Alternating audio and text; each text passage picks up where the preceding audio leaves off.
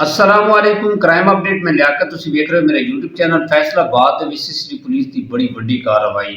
ਦੋ ਡਕੈਤ CCT police ਨੇ ਮੁਕਾਬਲੇ ਦੇ ਵਿੱਚ ਹਲਾਕ ਕੀਤੇ ਨੇ। ਇਹ ਡਕੈਤ ਤਕਰੀਬਨ 80 ਤੋਂ 90 ਮੁਕੱਦਮਿਆਂ ਦੇ ਵਿੱਚ ਸੀਸੀਟੀ ਪੁਲਿਸ ਨੂੰ ਮਤਲੂਬ ਆਏ। ਇਹ ਡਕੈਤਾਂ ਦਾ ਗੈਂਗ ਫੈਸਲਾਬਾਦ ਦੇ ਵਿੱਚ ਇਹਨਾਂ ਨੇ ਡਕੈਤੀ ਕੀਤੀ। ਦੌਰਾਨ ਇਹ ਡਕੈਤੀ ਔਰਤਾਂ ਨੂੰ ਹਵਸ ਦਾ ਨਿਸ਼ਾਨਾ ਬਣਾਇਆ ਹੈ। मुकम्मल तफसील के नाल डिस्कस करांगे। साडे चैनल सबसक्राइब करो, बेल आइकन बटन प्रेस करो और वीडियो में शेयर करो। तो अलहमदुलिल्लाह सीसीडी पुलिस के जिहड़े चंद एक अफसरान हैं जिहदे विच जनाब सिद्दीक चीमा साहब हैं, इरम साहब हैं और इकराम गुराया साहब हैं और फारूक नादिर साहब हैं।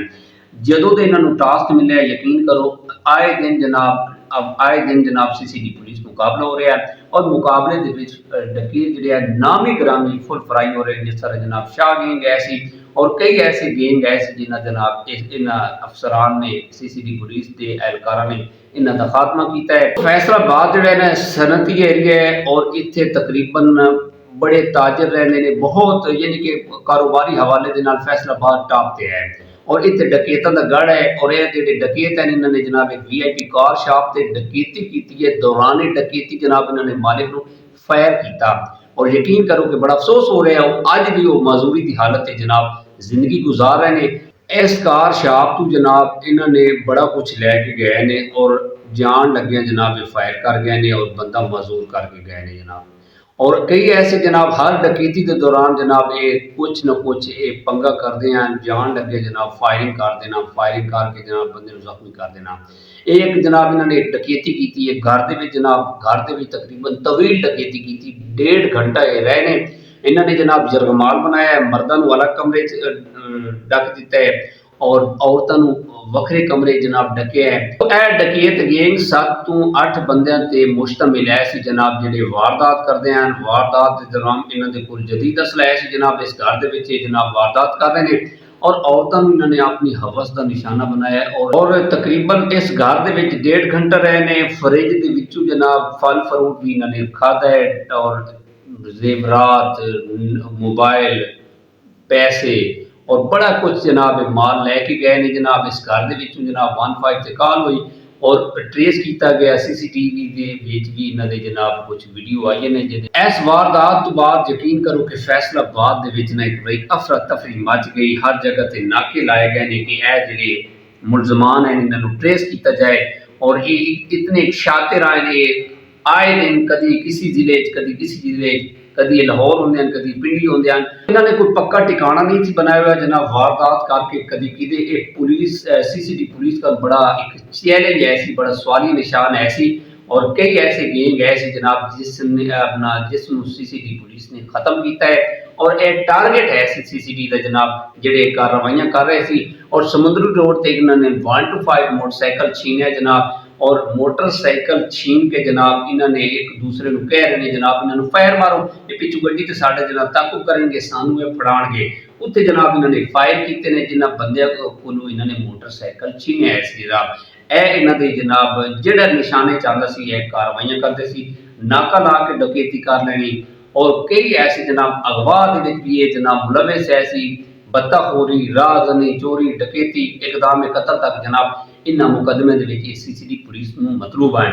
फैसलाबाद थाना लैलपुर के जनाब सिद्दीक चीमा साहब इंचार्ज हैं जनाब उत्थे कॉल आई नामालूम अफराद की कि फलां जगह से जनाब 7 तो 8 बंदे बमाए असला जनाब रुपोश हुए ने और प्लानिंग कर रहे हैं कि कार्रवाई करन दी और ये एरिया जो बड़ा डेंजरस है।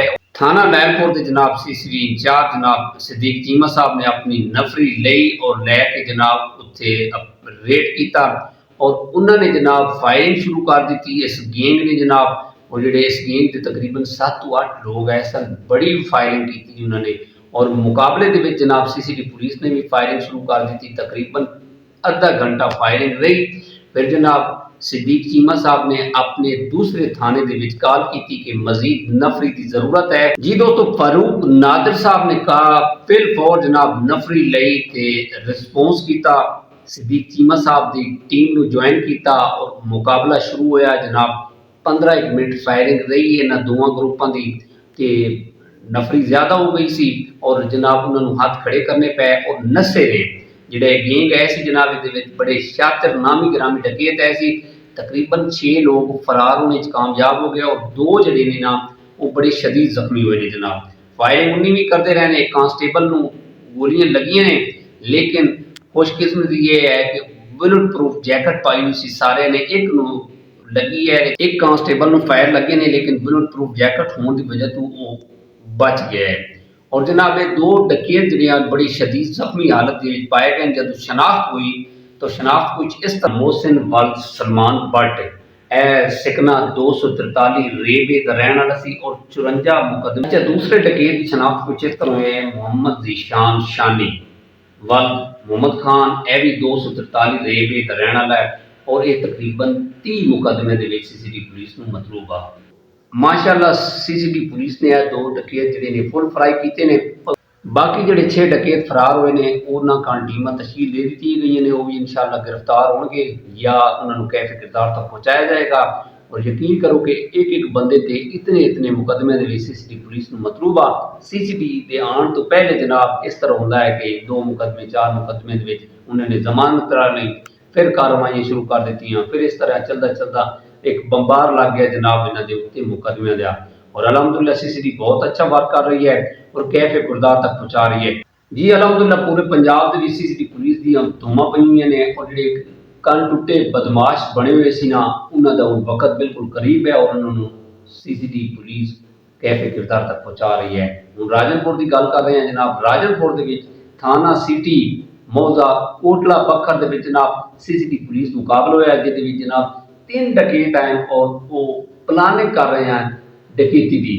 सीसीडी पुलिस ने कार्रवाई की है जनाब और एक जिहड़ा डकैत है मुकाबले दे विच शदीद जख्मी होया जनाब और उन्हें गिरफ्तार किया गया है जनाब। उसकी शनाख्त कुछ इस तरह है जनाब सामल वल्द मुश्ताक अहमद और कौम इसकी जी फकीर है सिकना खलीलाबाद है रहने वाला जनाब और मुतअद्दिद मुकदमे के सीसीडी पुलिस में मतलूब आ जी। दोस्तों यह 2 कार्रवाइयां सीसीडी दीयां जिहड़ी तुहाडे डिस्कस कीतियां ने और तुसी इजहार राय कमेंट दे विच लाजमी देना और साडे चैनल नूं सबसक्राइब और लाइक लाजमी करिया है। और इंशाअल्लाह मुलाकात होगी अगले व्लॉग के अंदर। अपना ख्याल रखिया है, जिंदगी बड़ी कीमती है और तुहाडे अगाए बगाए कोई इस तरह का मसला होवे, कोई इस तरह का डकैत या कोई मफरूर आदमी रुपोश होवे तो सीसीडी की हेल्पलाइन ते कॉल करो, 15 ते कॉल करो और जनाब सीसीडी के नाल ताउन करो ताकि साडे इस इलाके और पंजाब दे विच अमन आए। इन्हें जिहड़े जराइम पेश अफराद हैं इन्हां नूं कैफे किरदार तक पहुँचाया जाए। खुदा हाफिज़ जी। दोस्तों यह साडा यूट्यूब चैनल है गुराया क्राइम स्टोरी के नाम से असें इहनूं बनाया है। पहले इसका नाम सी गुराया एंटरटेनमेंट टीवी के नाम से, तो लिहाजा रिक्वेस्ट करने हैं कि साडे चैनल सबसक्राइब करिया है, बेल आइकन बटन प्रेस करो और वीडियो नूं शेयर कीता करो। ओवरऑल असी क्राइम स्टोरी के नाम से वीडियो बना रहे हैं।